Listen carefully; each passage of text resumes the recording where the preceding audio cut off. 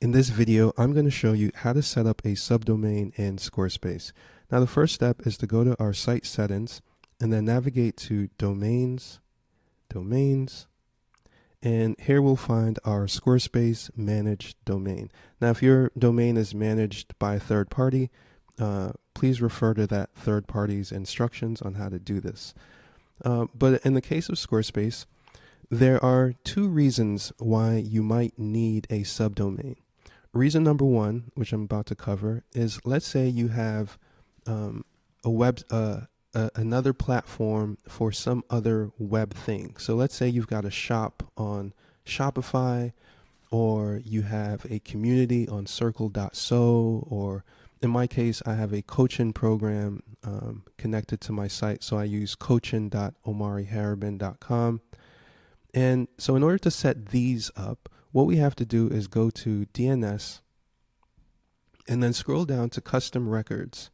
And from here, we're going to add a record. And the subdomain is going to be what we put as the host. So let's say it's a membership thing. So we'll do members. Okay, there it goes. And then CNAME.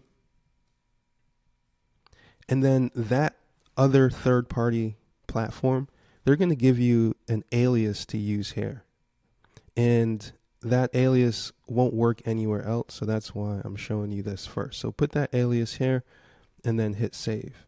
All right. So that's how you set up a subdomain. Now, let's say you want to create a subdomain that then you forward to another domain completely, like another domain that has its own, or you can even forward it to the same domain. So let me show you both cases. You go to website and then scroll down here to domain forwarding and add a rule. So similar example, let's say I want to forward from members.omariharibin.com. I can add, sorry, I already did that. I can forward that to, another domain completely.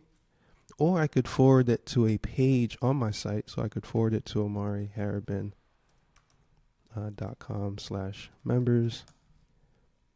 And then if I open up these advanced settings, I can change this to a permanent redirect. You probably want to keep SSL on. And then the path forwarding is where it gets interesting. So let's say you want to keep, right, you're forwarding this domain, members.omariharibin.com. Let's say you want to keep all of the paths on this URL consistent with the forwarded domain.